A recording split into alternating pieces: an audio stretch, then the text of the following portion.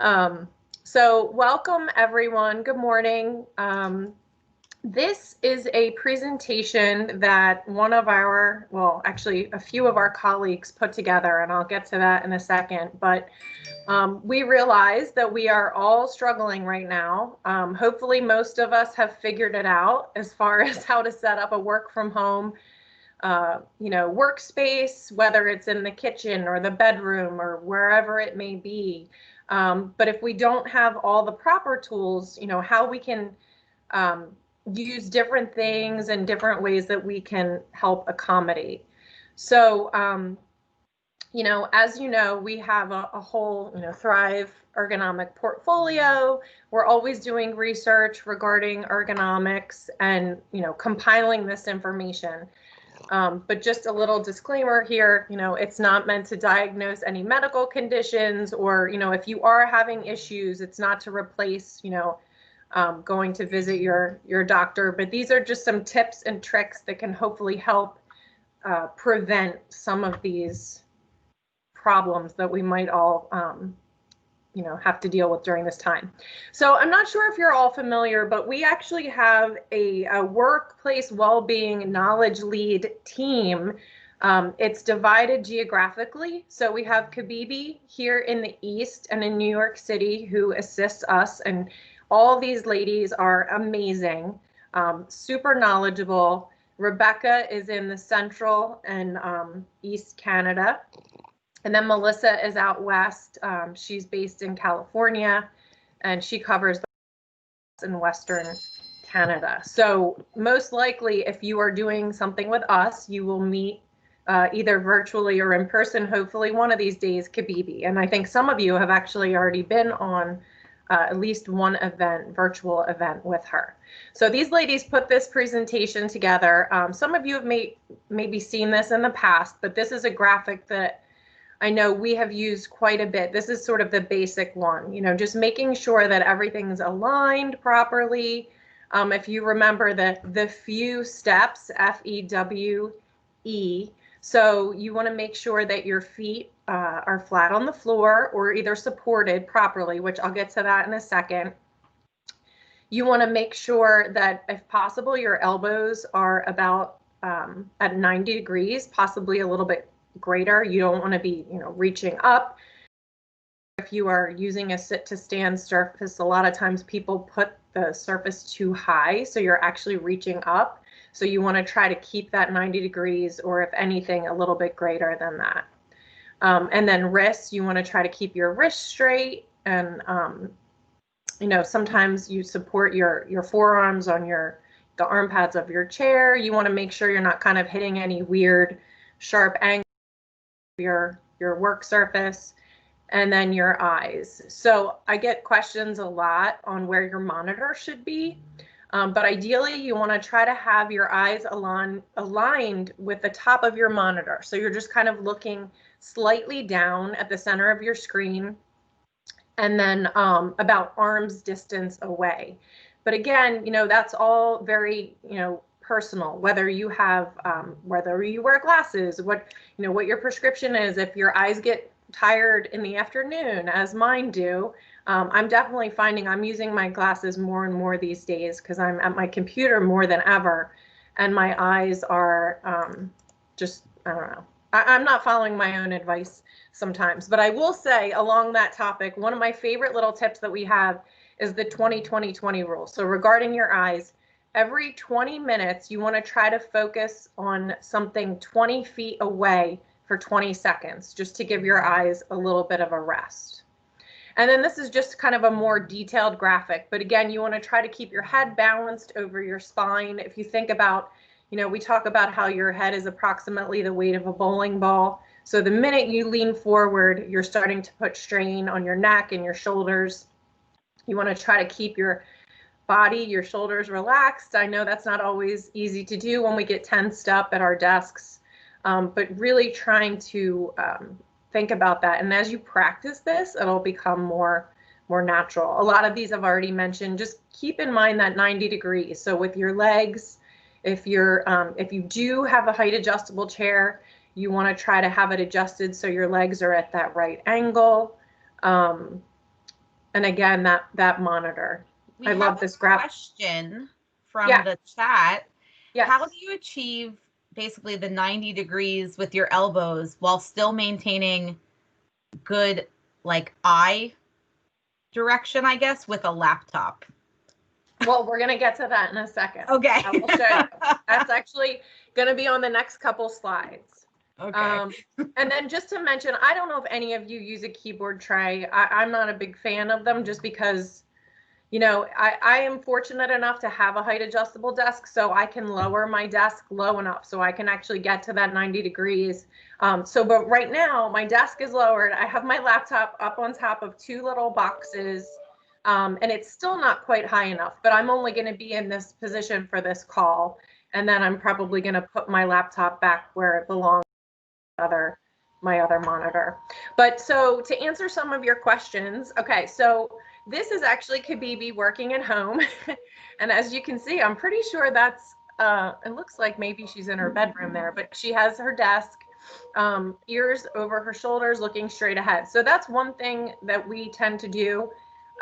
Sometimes having our computer off to the side. If you only have one monitor, you want to try to have your body centered on the screen so you're not twisting to the side. So whether you realize it or not, even just twisting slightly to the side can really cause some discomfort, and especially if it's over the duration of the day. And you want to sit all the way back in your chair. Again, I'm guilty of perching sometimes, but if you're not sitting all the way back, you're not getting the support that, whether it's a dining chair or an embody chair or whatever the case may be, that you're not getting that support from the back of the chair. And again, having your feet planted on the floor. If you're using two monitors equally, you want to try to have, you want to try to be centered in the middle. So, you know, you're basically just looking off to the side slightly to either. If you have a primary and a secondary, you want to try to be centered on the primary and then occasionally looking off to the side to the other one. So here's an example. So this is, Kabibi, I believe, has our lap jack tool there, which I'm sure not everyone has one of these. You can get something like this, but this will prop up your laptop. So with this, you do need an external keyboard, of course, but this will help get your laptop up to, or the screen, I should say, up to the proper height. Again, having that external keyboard obviously is crucial because you wouldn't be able to type in this scenario. She also has a task light there to help with her vision, and then having some power at the desktop for easy access. So you can do that a number of different ways. I have a little USB charger right next to me where I'm always using to charge my phone. You know, even if you take a power strip and put it on your desk, it's better than constantly going under your desk to plug and unplug your electronics. And then, so this is Melissa. She's got a little bit more, I guess, complicated setup, I would say here. So she is using, in addition to the lap jack, she is using also some books to prop her monitors up. And again, she has two. It looks like she's using them equally. It looks like she's kind of centered in between the two, but she's using books and magazines to get that extra height. Apparently that's her kitchen table that she's using, and that is a fixed height work surface. Again, using that lap jack, why can't I say that word this morning? Lap jack to raise it up. And then, so because she had to raise her chair to get her arms to that proper, 90 degrees for the work surface, she is using some reams of paper and books under her feet, so her legs are not dangling. So it's really important to have your feet supported there, not just kind of like dangling and then cutting off circulation at the back of your legs. She here is using her work surface as an armrest. Again, just make sure you're not putting weird pressure from the edge of the work surface on your arms. And then again, she's using that makeshift dual setup. Whoops, sorry, to avoid the twisting. And then, so this is Melissa's home. Melissa, they actually have 4 people working from home. She has 2 daughters and then her husband as well. So they're all working from home. And what I was told is they actually got matching headphones. So they all have headphones so they can kind of tune each other out when they need to focus on what they're doing.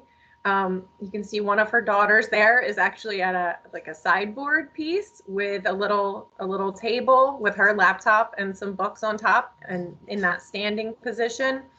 So her spine's in that neutral position with the S curve and looking straight ahead. Again, she's lucky enough, I guess, the way that surface is at the right height, so her arms are at that 90 degrees. And then again, you want to kind of avoid getting that sort of bent over tech neck position. But I'm a big, believer that if you're changing postures and positions throughout the day, and that's what I personally want to try to get better at. I'm really kind of tired of sitting at my desk all day. I'm trying to work out some spaces down in my living room where I can get a little bit of a change of scenery and kind of switch postures and positions throughout the day.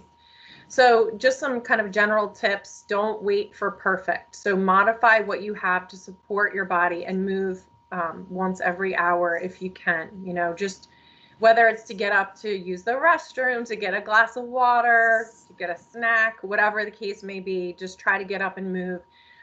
Establish that dedicated workspace. So again, even if you are working in different places throughout the day, I think it's really important to have one dedicated space that you can actually hopefully get away from. I know that's not always possible, but and then again, staying connected to the back of your chair as much as possible. Try to get that support from the back of the chair, bringing the monitor up to meet your eyes.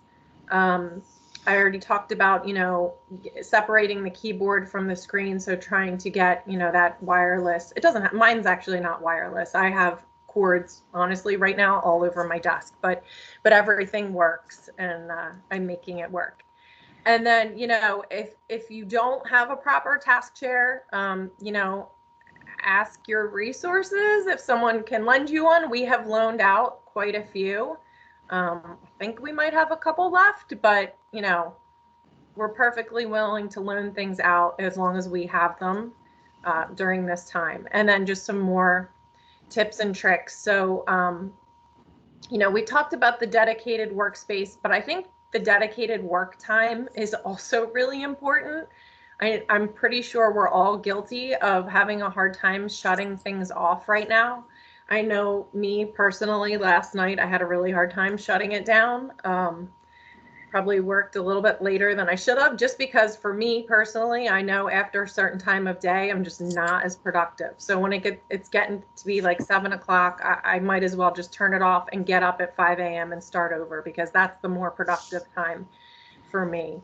And then, it cracks me up here, dressed for the day for impromptu camera requests. I'm sure we're all guilty of sometimes just kind of working in our exercise clothes, but, being ready for those impromptu camera meetings. And then, just making sure your technology is updated. Communication, I think, has been really important during this time.